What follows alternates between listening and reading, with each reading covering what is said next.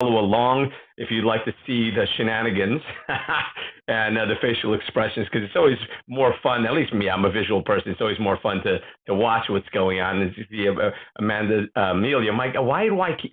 This is the second time I've done that. Amelia dancing It's around. okay. A lot of times men have a tough time getting my name right. So it's actually a familiar pattern. They call me everything other than my name. Okay, I get Amanda, I get Emily, I get Mimi, and I'm like, yeah, none of that's right. Yeah, but Amelia is part of my.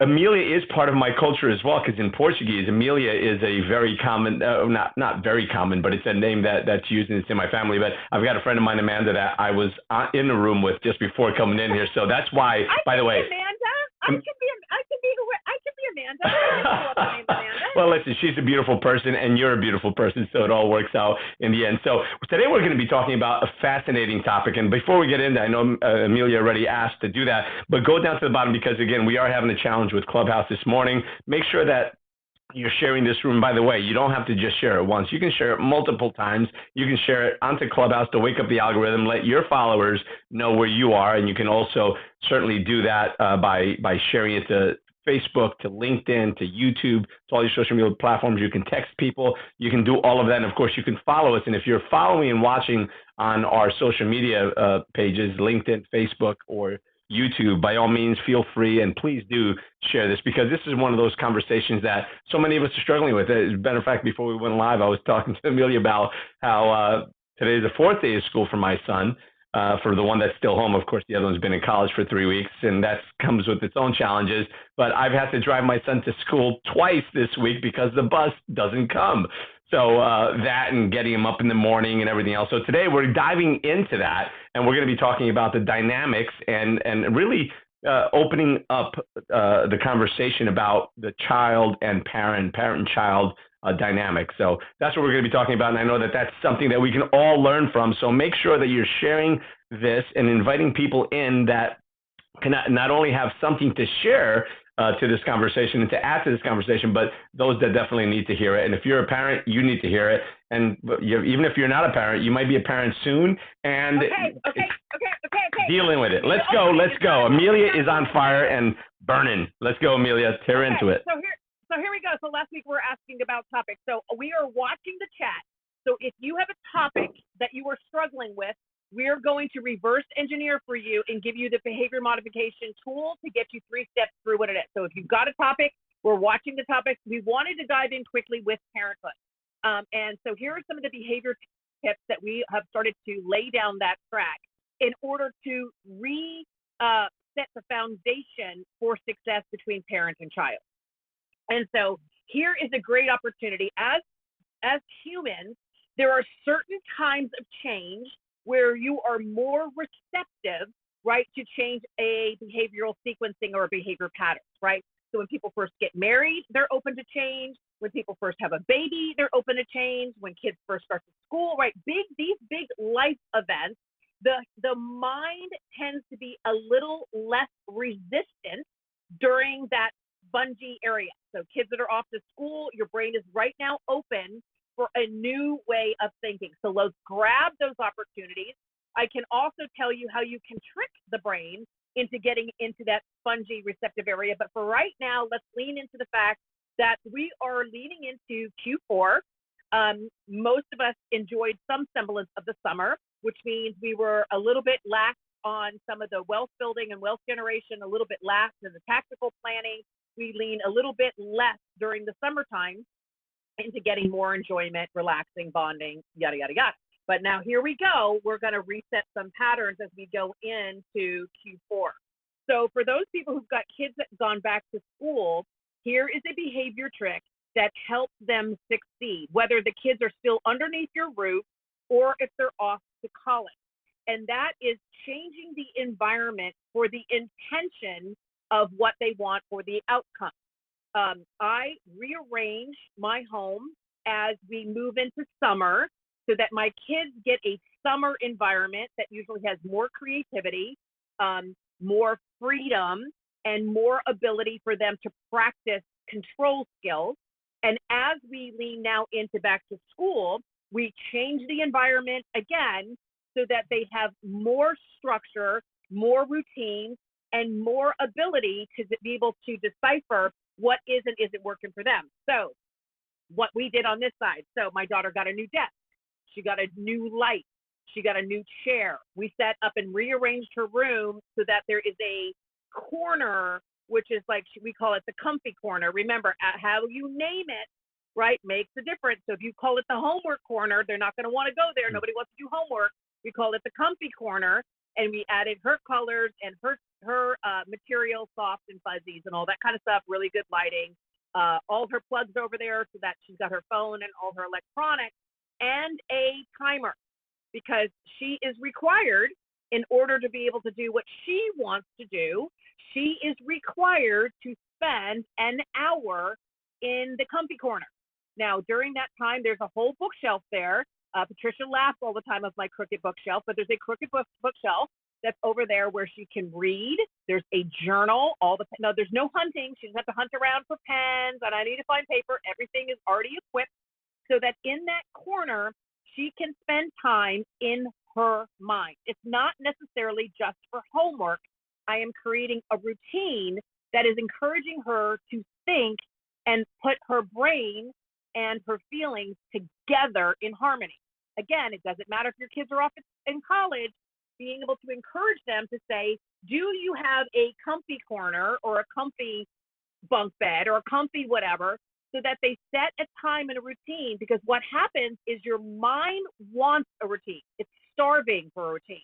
So if your kids know, and I'm making this up, that between 4 and 5 every day, they are in their comfy corner, wherever that is, on campus, in a library, and that is the time where they are working on knowledge, a discipline, whatever, and they do it consistently, the body and mind then at 4 o'clock starts to crave it, right? Actually starts to crave it. It also gives them the opportunity, right, to say, this is my thinking time.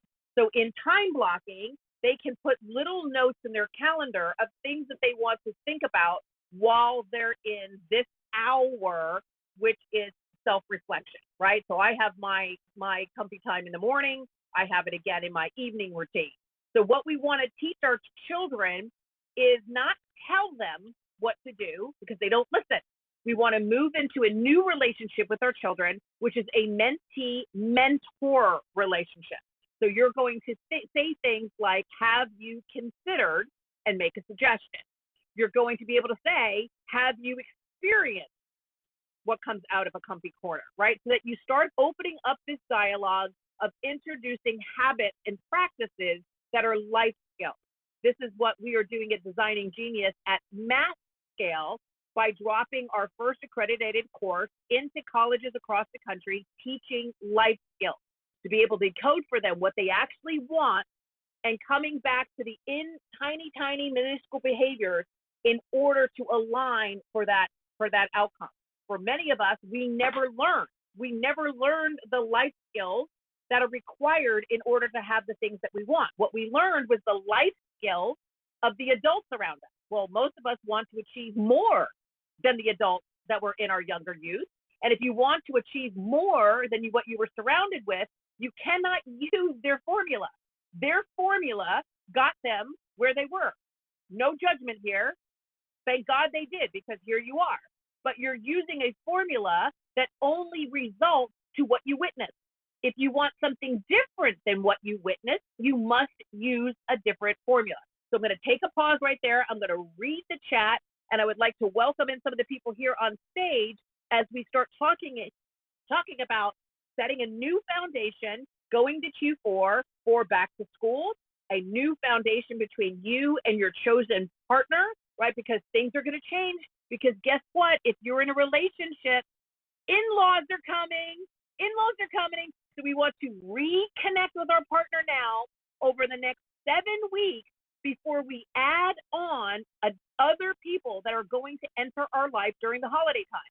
If you wait for the week before holidays, your relationship is going to suffer.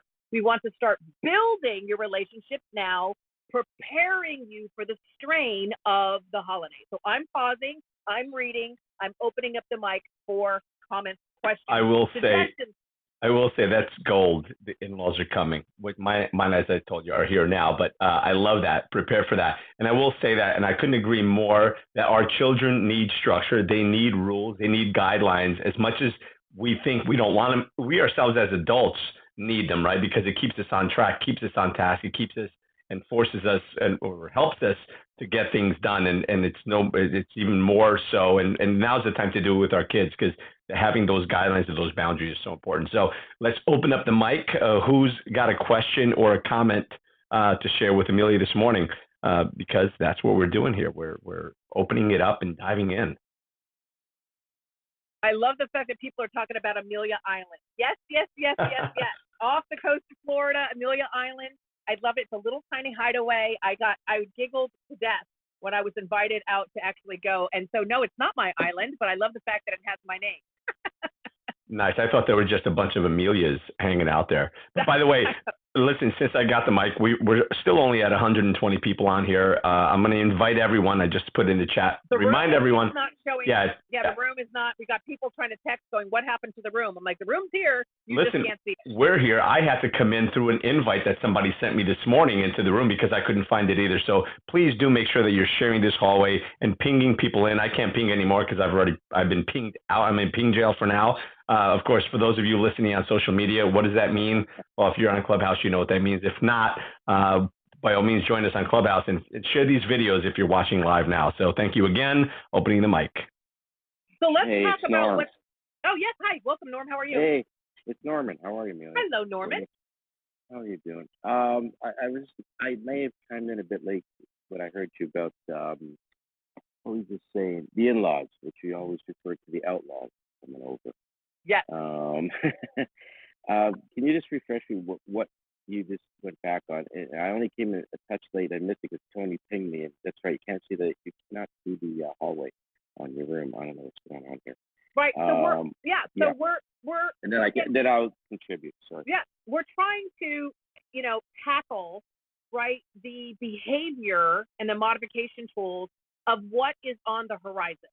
And so in front of us, a lot of us are now juggling. Kids are back into school, which means our routine has changed. But also right in front of us is the number one stress-induced time of the year, which is end of the year. As we usually start to approach Halloween, all shit kind of starts happening in the household because the holidays are coming, which means that that anxiety, that tension, those unrealistic expectations, the misalignment of what the whole intention is for the holidays, all start to roll in between October, and it usually starts to kind of reset around the 7th of January. And so right now, what you should be focusing on, for those people that are in the Designing Genius program, we have something called the 5 areas of focus. One of the focuses that you should be absolutely thinking about is strengthening, your circle, your intimate relationship right now, the people that are right around you who you rely on during tough, strained times. Those are the relationships that you should be able to be structuring right now for strength, because you're going to need them in just a minute. So right now at this time, I'm on the road. And the reason why I'm on the road, besides the fact that I love seeing everybody, but the other reason why I'm on the road is I am strengthening and reconnecting my relationships as we move into Q4, because the biggest decisions of the year are made at the end of the year and the top of January. The dollar you make in January is the most impactful generation of wealth of the year. So that means before you can start thinking about January, you have to start thinking about November and December. Well, you can't start thinking about anything unless right now you are strengthening the relationships that are going to be the game changer. Remember, it takes one relationship to change your life. One right chosen relationship. One person can change your entire life. But you don't know that. You don't know the who until you do the work. So again, people who are in Designing Genius are doing the work right now. And I come here on Friday so that I can give you the behavior tools that you need to get the harmony in order for the success, right? So if your kids are back in school and you're still chasing, right, the old routine, then your kids feel like they're behind the 8 ball and you feel like you're behind the 8 ball. One of the most damaging behaviors for people, damaging, like life-changing, forever imprints that they're going to have to sit on a couch and fix, is if you wake up your children behind the 8 ball. Let's go, let's go, let's go, let's go. Hurry, hurry, hurry, hurry. We're late, we're late, we're late, we're late, we're late. You're causing them to be broke because that frequency resonates with broke. I'm not good enough. I'm late. I'm behind, right? I'm running to catch up. So when you start your kids that way, they learn that's the norm. So when they go out in the world, that anxiety that you're creating is the anxiety that they're attracted to. So they find people who are late. They are find people who say, you're not enough, you're not enough, you're not enough. It starts from this stupid morning routine that we have around school. Hurry up, hurry up, hurry up, hurry up. Instead of creating the hour the same way many of you are creating your own morning routine, right? So for people who follow Glenn Lundy's Rise and Grind, for people who follow the 5 a.m., what's that called? The 5 a.m. Wake Up with Sharma. I can't remember the name of his book now. The 5 a.m. whatever the heck that is, right? The Morning 5. Not the Morning 5, the one from, that's one of them. Yes, the Morning 5. The people who follow Glenn Lundy. The one who came before that is called the 5 a.m. 5 a.m. Club. 5 a.m. Thank you. Thank you, Patricia. My sister on the other side of the 5 a.m. Club. That's what the name of his book now. The 5 a.m. So a lot of you came into Clubhouse with the intention to improve your morning routine, right? A lot of our OGs, that's what we're here, holding on to our morning routine during COVID because we had a lot of issues. Well, you're not transferring that knowledge to your children. Now they've got to go out and they've got to figure it out themselves. Instead of creating that morning routine, the routine prior to going to school as a successful life skill, right? A life skill so they learn the tempo of success. Why are you learning it and not teaching it to them? So now they've got to go to college and figure it out on their own. That doesn't make any sense to me. So if you are hurrying them through their life, you are setting them up to be workers to hurry into a 9-to-5 job. Does that land for anybody? Yeah, Amilya, were you watching me this morning? I was getting my kids ready for school because you're dead on the hurriness. So what I just heard you is management time to take off stress level. As the summer ended and they're back to school, I hear what you're saying. We had that routine, but it was more relaxed in the last couple of months.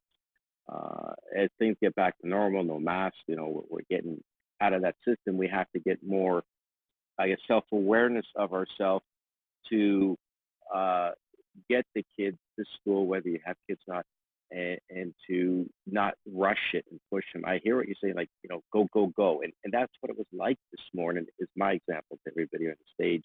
Oh, I'm tired, this and that. I said, look, you got to be at school. It's only 3 minutes away from me, between 7:45 and 8 o'clock before the bell goes and they play the national anthem in schools. But, they have to have breakfast. I have their lunch ready and stuff like that. And the routine part. First of all, flash your mic. I want to be able to say flash your mic or raise your hand if you are currently in the behavior of hurrying somebody to something, whether it's a spouse or whether it's a child, to get them to hurry into a time. Okay, we have 2 people that hurry. I find that hard to believe. There's got to be more. There's got to be right. Okay, we got 3 people that are hurrying. I'm guilty too. Right. So hurry. So listen. Let's reverse engineer that, right? So again, because the behavior is that's my value that I can add in here. You're teaching somebody when you hurry them, they're not valuable. They're not important. It is more, you're saying to them, it is more important that you get to the job at 8 o'clock or that you get to school at 8 o'clock. That is more important than how you feel. That's what you're saying. And so for kids that are relying on you to understand how they can control how they feel. Remember, things are choices. And so that is what you're trying to connect the dots. That if they get up in the morning and they're feeling anxious, what are the choices that would diffuse the anxious? And to understand where the anxious is rooted, because it's rooted in a false belief. You're teaching them that if they're late, they fail. If they're late, they're no good. If they're late, right, they're devalued. Remember, time is man-made. So their benchmark is against something that isn't even real. But their feelings and their belief of how things become an outcome will be with them forever. So what you have to ask yourself is, what do you want to feel in the morning? What do you want your partner to feel in the morning? And what do you want your children to feel in the morning? Start there. And again, if you're in Designing Genius, when it talks about the overarching word, that's what you would use. I want my partner to feel, and I'm making this up, loved and supported. Let's pretend that's what it is. And then loved to supported, what are the 5 things, the 5 areas in their language that shows them the message that they're supporting? Same thing with kids. What do you want your kids to feel in the morning? I don't think you want them to feel late. What do you want them to feel? What are the 5 things that then drive home that feeling, right? And so, again, just my little world, my daughter and I really, really cherish our morning drive. Our morning drive to school is hysterical. And if you follow me on Instagram, you've seen a lot of this nonsense, right? Because she plays a song, I play a song. So she plays a song from TikTok that I've never heard, and I play a song from back in the 70s and 80s that she's never heard. And that's what we do on our way to school. Or she shares with me, because she's a Broadway person, a Broadway thing, and I share with her something from a podcast, right? So that's what we're doing, which is our moment of knowledge. Before that, I have coffee, she has tea. Before that, right, we basically set the intention for the day. Before that, we see how right we were on the outfit selection for the day, right? So we're working backwards to the night before. And that's how we have our morning, because what I want her to feel, for me personally, I want her to feel not alone, and I want her to feel supported, whether she's on time or not. Because if we're not on time, what we ask ourselves is, what could we have done differently? Not that we're wrong. What could we have done differently? Same So, thing Amilya, with, yes. Mm-hmm. sorry, no. When you say not, to be on time, that and what you want to be in the morning, we discussed before, you want to be relaxed. So do we wake up 15 minutes, half an hour earlier to get the kids more out of bed or in tune, or to bed early? We don't want them to feel pushed and rushed. But, we have those obstacles too, where you're driving. It could be a traffic jam, it could be an accident, it could be weather related. And that does add the stress, whether it's the school, to the office, working remote, whatever. We have those obstacles there too. And I hear what you're saying with the music, to feel fun and joyful and everything. That, but my thing here is that, you got to get those kids to bed at a decent hour sometimes, off the electronics, whether they got homework or not. Okay, there's more load on the educational system worldwide, doesn't matter where it is, right? So when did they start it? When do they have the free time? You got to have some, I guess, downtime or relax time as a family unit. Well, So, you have. So what? Yeah, what that's what I'm trying to get at here. You don't want to do I get it. Work. I get it. Yeah. And what I challenge you, because the problem is with you. I can hear it.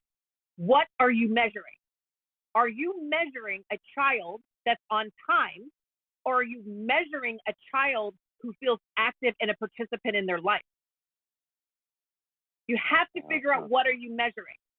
Because if you're going to subscribe that time is the ruler of all things, I promise you, you are going to be unfulfilled and always feel less than. Always. Because you're using a measurement that isn't real. I would much rather, right, to work with the child backwards so that you get their input on how they're feeling, right? So remember, everything that doesn't align is an opportunity to examine what you can do differently. So if the child says, you know, I didn't get my homework done and I feel like we're going to be late for school and now I have all these anxieties, then the question is, what part of that equation bothers you the most? What part of that equation could you have done differently, and why does it matter to you? You want them to come to the conclusion, not you give them the conclusion. Because if you're giving them the conclusion, it's not learning. You're not learning. You're not a mentor. You're a parent disciplining. If you're disciplining your children and they're over the age of 12, idea, right? Right. Well, it's not even their idea, right? Because again, if you have my idea, that means I have to be part of it in order for you to be successful. You have to remove me. You have to get the learning to understand what your intention is. But I don't am you more need some discipline, Amelia? Don't you need some? so That's my question here. I get it. Basically. I get it. Yeah. Okay. But here's the hard truth.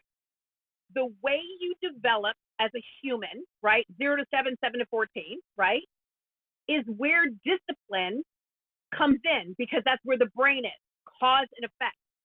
As you move over the age of 12, if the discipline hasn't already been set and you're now trying to set discipline now, you're going to meet resistance. Because after the age of 12, the brain's job is to push back so that I develop my identity, not my parents' identity. So your children between 12 and 15 are supposed to be resisting, because what they're saying is, I'm not you. You are correct. You're not me. Now you have to move into a mentorship relationship, or it will always be a fight. And so don't let your grieving that you wish you would have done something differently when they were 8, because they're not 8, but the ship already left the station. What can you do now to more align with the outcome? And this is when I work with parents, this is the problem I'm always working with. They have remorse for the decisions that they made, and they keep pushing the lesson that should have happened at 7 to a 14-year-old, and then wondering why the 14-year-old is going, screw you, because they're in a different development age. You must change to give a 14-year-old knowledge exchange that can land and move them to where they decide they're going. It's a choice that they're making about what kind of human do they want to be. You've moved out of discipline. I mean, literally, you can try to send kids to their room. They will then become runaways. So what about guidance? Guidance is mentorship. Absolutely. But what are where you I'm trying guiding to get to, it. Yeah. Norm? Are you guiding to be on time, or are you guiding to this is a representation of who you are? See, I am on time not because of the clock. I don't give a shit about the clock. What I care about is respect. I respect you. I made a promise to you. I'm going to honor you by saying I said I was going to be there at 9, and I showed up at 10 minutes to 9, because I respect you. It has nothing to do with a man-made clock. It's my way of honoring you. No different than when you text me, I do my very, very best to text you back, because I'm trying to live by my values, to say, I see you, I hear you, I am so freaking grateful that you're here, and you took the time to talk to me. The very least I can do is acknowledge how much I'm grateful for it. It has nothing to do with time. And so when you teach your children what your parents taught you, I giggle and say, so how well is time working for you? Because it didn't work. It didn't work for you. Yeah. That So was a different era. I think that was a different era. But I hear what you're saying in general. That How can that be a different era? What does that mean? It was a different era. So that means 25 years ago. Oh, longer. But Right, so, I think behavior. What you're saying in all these aspects should continue the same way. There's no difference. But the excuse in today's world is the goddamn world of the technology and all this stuff we're on, whether it's Clubhouse or Zoom or Instagram and all that stuff. People are finding those excuses not to know what the basic parts of the communication area is and to behave in a certain aspect and way to treat people on a level that you want to be on. And that's really what it is. Yeah, they're going down rabbit holes with this bullshit. All basically. choices. They're just choices. The made choices 50 the years choices ago. are We made unique. choices 40 years ago. We're making choices today. It's just choices. and the reality is, and I'm just going to jump in here. And by the way, Norm, I love you. I love you, right? And I'm having a dialogue with you because I want you to be able to hear out loud what you're saying,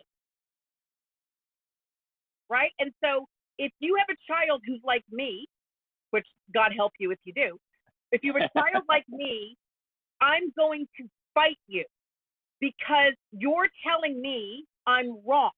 And I'm going to fight you just because I don't want to be wrong. And you're in the wrong connection. That's not what you're really saying, because I know you, Norm. You have a heart of fucking gold, right? So you're not really saying that, but that's how it feels. So now I want to fight you. Okay.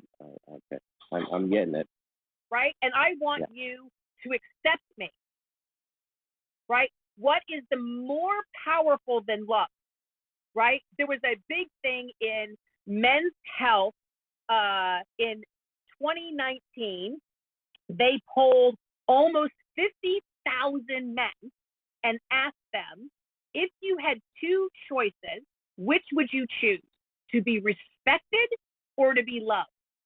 91% of men said respect. Wow. Respect. Because if you don't respect somebody, how can you actually love them? You can't. See, Norm, you and I are tracking now. No, you can't, because respect comes before love. Right, and so if love you're is a yelling at me,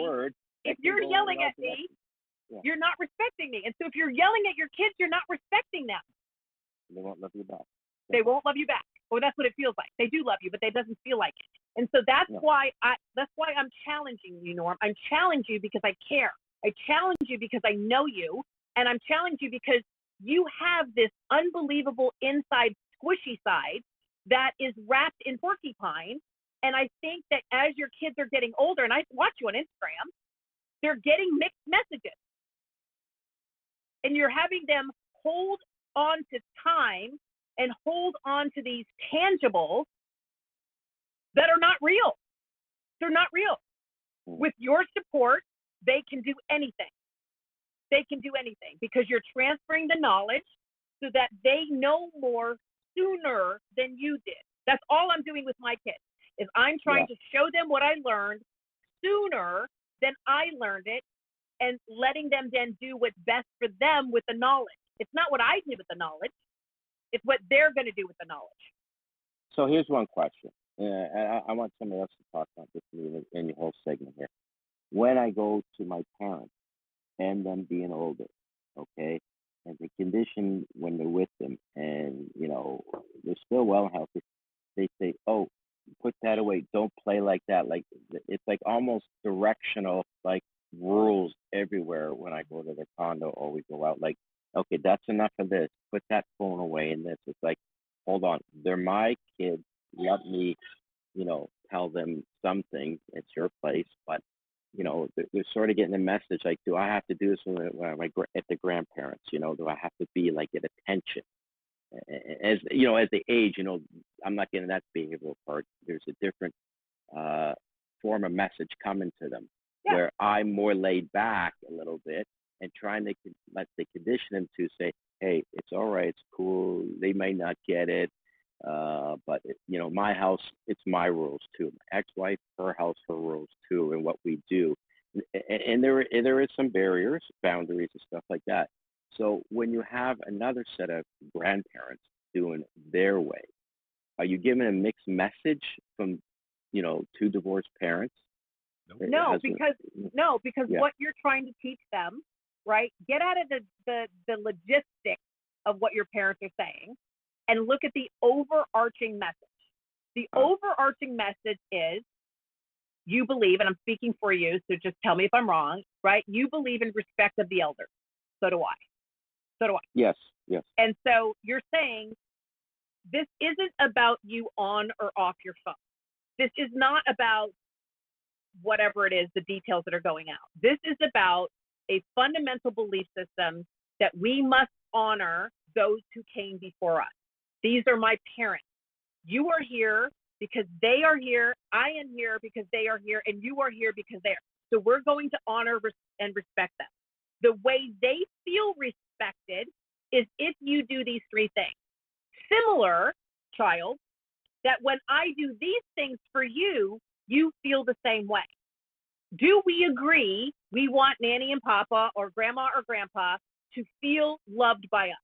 The child would say, yes, I want them to feel loved. Then can we agree on how we're going to love them so the message lands? Now you're in a dialogue with your kids to determine how they want to feel and how to transfer that feeling to other people, which is different than how they receive it. It's not about the phone. It's about how do you make the parent feel seen, valued, and respected. Well, there's so much there. But just one more thing to this point. So, but one more thing on this, I'm going to stop. I'm going to stop. Is how they feel respected. But when you go into their place, for example, whether it's that or years ago at the cottage up north, and my own father says, "It's my place, and you don't like the rules, get out." Okay. I mean, that's almost like being bullying. So then leave. I hear you, Dad. Yeah. I really love you, and I really wanted to spend the next hour here, but it sounds like I'm unwelcome. So if you would like us to leave, leave. Leave. Well, but there's another. He'll call you and ask you to come back. He'll call you and ask you to come back and say, listen, I really want this to work. And if we're going to come back, can we agree on how the next 15 minutes are going to unfold? Mm-hmm. But another point of that is, perhaps they felt that they were disrespected. And at times that is not an inappropriate comment and response, because everybody wants to feel seen, heard, understood, and yes, respected. Because, by the way, men want to feel respected more than love, because through respect comes love. If you're just loved, sometimes you lose respect, because anyway, that's a whole nother conversation. But I will say this, I put it in the chat, is that we've all heard this expression before, kids do what they see, not what you say. So the best way to teach your kids is to lead by example, to respect yourself and show them how to do it so they can respect themselves. Otherwise, because if they don't respect themselves, then it's going to be very hard for them to respect you. And also they need to be respected in order for them to feel that respect. So listen, we are way past the bottom of the hour. I'm going to do a quick room reset and we'll get back to this amazing conversation. So thank you, Norman, for your contribution and for opening up and letting Amilya pour into you as well. So thank you again for being here, everyone. Thank you. We appreciate it. Again, we are here, Amilya and I are here every Friday from 9 a.m. to 10 a.m. and again from 11 to 12 with the Amilya and Randy show. So we thank you for being here and for joining us at that time as well. In the meantime, because we are having a problem with the algorithm this morning, as we keep talking about, make sure that you're sharing this room. Everybody's like, where's the room? I know. I'm like, I don't know what to do. Well, the best thing to do is I've already probably pinged, 100 people in here. I know several of my friends came in. Thank you for jumping in. But make sure that you're not just sharing the room, because it wakes up the algorithm. Let's at least the people that are following you know where you are, and it gives a better opportunity for people to find the room. And of course, ping people into this room, invite them in individually, share this on social media. If, by the way, and I've put it in the chat more than once already, you can also watch us on YouTube, LinkedIn, or Facebook. Make sure that you're sharing this message. Make sure you're sharing this message after the fact, because there's so much gold here, and we need to really lead by example. And that's one of the most important things, because you can't tell your kids not to be at your phone at the dinner table if you're on the phone at the dinner table. You can't tell your kids to be on time if you're always late, right? So remember that kids will do what they see, not what they say. So Marlene, thank you for jumping in the chat. William, thank you for jumping in the chat. Chris, thank you for jumping in. Super Mario, love you, brother, jumping in the chat. Right? Faith, thank you for jumping in the chat. I'm reading along with you guys. Again, this is interactive so that I can, again, discussion leads to awareness. You don't have to agree with me. My job is to get you to think differently, right? Like I said, you don't have to like me. I'm not asking you to like me. I'm asking you to think along with me. And so that's why like you, Amilya. Well, thank Who you. wouldn't like you? I could Who use a wouldn't little like bit of that. you? And I see, Sally, I know you're here this morning. You and I have talked a little bit about you and your children. We're talking about things to set the foundation for success as we move back. Parents to be able to set a better relationship with their intimate partners, because the holidays are coming. So if you're not doing the groundwork now with your partner, you're going to put strain at the end of the year. You have to fill the partnership bucket now, because it will be strained in a moment. Same thing, kids are back in school. You have to fill them up with the life skills now so that they can move through getting their goals and objectives as we go into their first trimester. So Sally, do you want to comment on anything? I don't want to put you on the spot. She's like, listen, I'm getting up, I'm having coffee over here, and you're calling on me already. So Sally, if you're here, please jump right in. If not, I will open up the stage.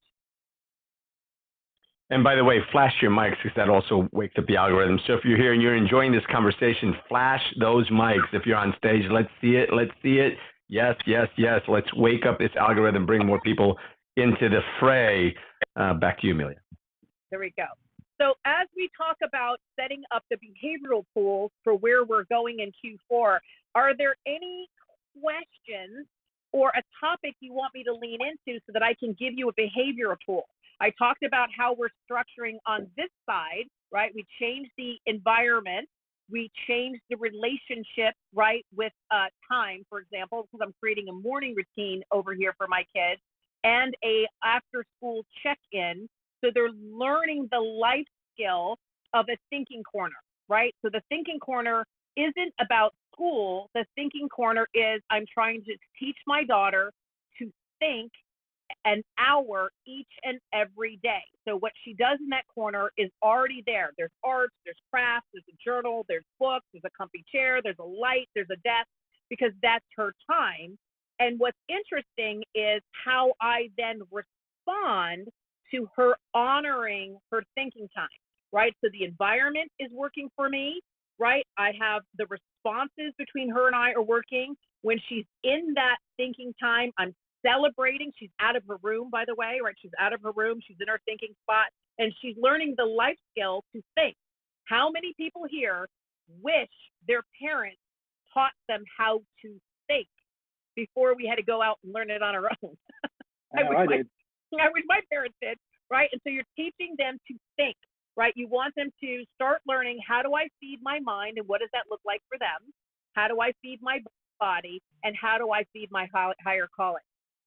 I love that, because the reality of it is, a good mentor, just like a good teacher, and we should do this as parents, is we shouldn't be teaching our kids what to think, but how to think, not what to see, but where to look. And I think that that's a really important thing, because as was being said in the beginning of this conversation, is that if we let kids know or have them believe that whatever actions or whatever we want them to do is their idea, when it comes to it's the inception from them, and it's their reality, then they're going to accept it a lot more than you telling them what to do if they say, hey, I should do this.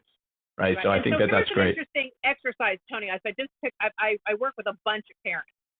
And so this concept of moving from parent to mentor really trips people up. And so I had the couple write out parenting language, the things that they say. So for the father, I actually had him create little video recordings over a 2-day period when he was speaking to his children. So I got little video recordings, and I put down a list of words that he repeats to his children over and over and over again. And then once you have a list of your parenting language, what you want to do is you want to ask yourself, is there a stronger mentor language versus the parenting language? And even if I then shared it with you, so in this exercise with this fabulous gentleman, right, the father, I then repeated back to him all the words he said to his kids over that period of time. and asked him how he felt, which he literally was like, I literally want to fight you right here, right now. I'm like, I figured so, right? And then I transformed his language into mentor language to show things like I was talking about at the top of the hour. Have you considered da, right? What did you contribute, or what could you have done differently? Like all those little quippets you hear me say are mentoring language, right? I'm taking something from the parenting side and I'm putting it into mentoring language. I encourage you, see, mentoring, I encourage you, not that you have to, I encourage you to do this exercise for yourself. Same thing if you were in a relationship. Find the words that you repeat over and over and over to your partner. You will find that most of your language with your partner is negative. I'm late, this person's a jerk, right? You're landing on your partner with the negativity of your day. There's actually no bonding going on. I am receiving the shit you brought home from your entire day and applauding you for it, versus intentionally sharing, right? So if you are the receiver of negative, right, those fault finders, we gotta love those. If you're the receiver of fault finding, then your response is, wow, that really sounds like it sucks. What can I do to serve you so that we can move you to feeling differently than you are right now? Because I would like to bond with you, not over the fact that your boss sucks, but I would try something more intimate. What would you like to feel right now? Or, another way of looking at it is, would you want the words that you're saying to your children, would you want them said back to you? Or to your spouse? Do you want those words said back to you? How would you feel?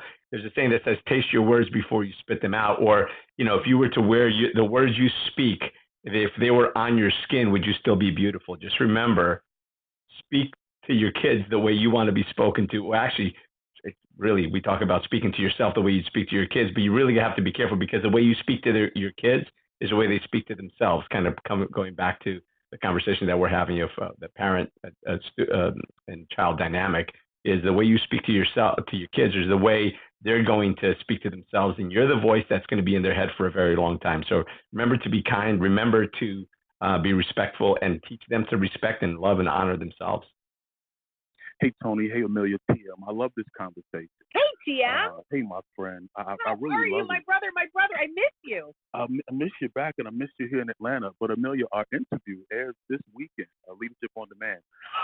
But I'll tell you, this is a tough conversation, I think, for a lot of people, right? Because, we tend to mimic the way we were raised, right? We speak to others the way a lot of times our parents spoke to us, specifically our children, and we don't think anything's wrong with it, right? We don't think, right, we're broken. We turned out all right, but the question is, did we really, right? So that is the question, TM. That is the question. Because how many people here want their parents' marriage? How many people want the relationship, right, with the kids that are parents? Most of us don't. We want something more. Not that that was bad or wrong. Remember, I don't subscribe to right or wrong or good or bad. I don't have that belief system at all. What I know is I would like more intimacy and connection than I witnessed in my youth, right? Again, not a judgment statement. I'm just choosing to have a deeper relationship with my partner. Same thing too. My mother had no say-so in the business. My mother ran the house. My father ran the business. Well, my choosing is I would like to have influence over the business, just like I would like to have influence on the 5 areas of focus that are in my life. I would like to have influence, not necessarily be the ultimate decision maker. I only want to make the decisions on the areas that I demonstrate I am more proficient than whoever else is in that bucket, right? And so I think, TM, that is the question, is to say, do I want to feel the way I felt? And if you don't want to feel the way you felt, what are you going to do differently? And I think it's opening up. Remember, this is an interesting study, and I'm not going to be able, I can't remember who, I think it was Joe Dispenza. This could be a lie, but I think it was Joe Dispenza. It was talking about 25, 30 years ago in relationships, right? Getting what you wanted out of relationship was fed by multiple sources, right? So you wanted to feel connected to the community, and the community did a part of that. You had relationships with matriarchs, whether it's, women or men in the community that were like an elder, right? Your sources of food for your soul, your mind, and your higher calling was served by many people in the village. Now we rely on our one partner to be everything. That's impossible. It's impossible. So what used to be served by many are now served by one. So now you're asking a partner to be your best friend, be your amazing in sex, be your financial planner, be your health provider. You're asking your partner to be all things when just a moment ago we had many people, right? And so you have to understand, as you isolate into one-on-one, is that serving the relationship? I have multiple sources, right, that feed me towards my ultimate goal and destination. Now, let's be clear, when I say that, multiple sources does not mean multiple intimate partners, right? I have a intimate partner, and then I have multiple sources that are invited to mentor me to be the best woman that I am, which happens to be a woman who mentors me. In my partnership, I have many partners in business, partners in money, partners with, right? I have many successful couples that help me in my mentality about couples, whatever, right? So there's a whole group of people helping Amilya be Amilya, not just one person. When you put all of that on one person, the risk factor of failure is great. You wouldn't make an investment that way. You would never say, I'm going to take all my money and put it on this one thing. No, you would not. You would diversify. So why don't diversify in your relationship? This person is being championed for intimacy. And then this person is championing with wealth generation. And then this person is championing for health and nutrition. And then this one is championing. That's the whole part of designing genius, is to help you understand how genius manifests. You don't have one person, you have multiple mentors. I have 11 mentors in my life working on 11 points of interest that I am working on.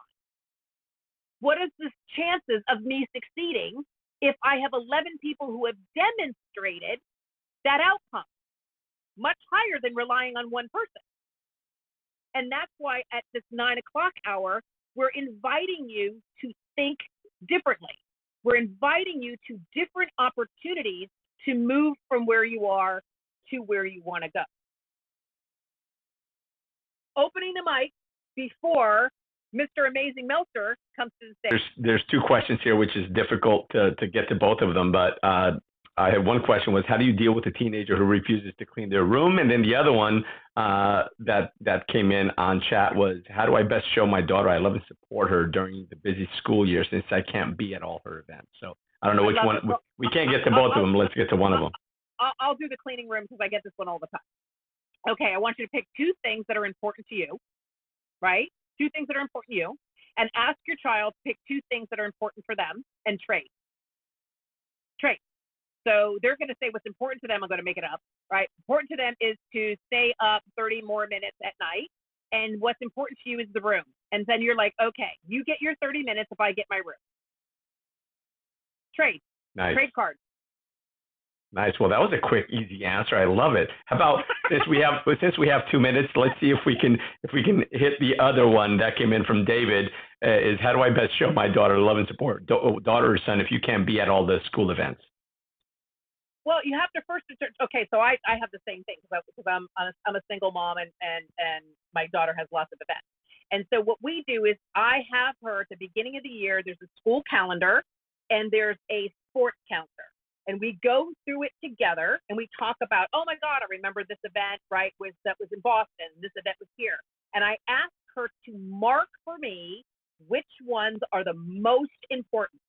So she circles out of, let's pretend there's 20 events, the ones that have the most amount of meaning to her. And I promise her those I will be at. And then the others are up for negotiation. So don't set the benchmark to be at all. Set the benchmark to say, I want to be where you want me. What is most important to you? You're teaching her how to think, and you're teaching her, most importantly, as a woman, to ask for what she wants. This is little girls practice this with their fathers first. If your child is female and you are the father and your daughter can't ask what she really wants from you, even when it's in conflict, you are setting her up to not speak in her personal relationship. She practices with her father first. Freaking love that. You killed 2 questions in 2 minutes. That was freaking amazing. Both of those were absolute gold. So listen, before, and I'll give it back to you to wrap it up and pass it over to the one and only David Meltzer. I will just say this. Thank you, everyone, for joining us. We appreciate it. We are here every Friday from 9 to 10, Coffee and Clubhouse. And, of course, make sure you stay for David Meltzer and join us again from 11 to 12 for the new and improved Amilya and Randy show. So grateful to have every one of you. I can't wait to share with you what's going on. I love it. But Jakey Bakey, let me give you a heads up. The room is not showing in the hallway. The problem has been happening all morning. Scott Simon was having problems before me. I'm also having problems.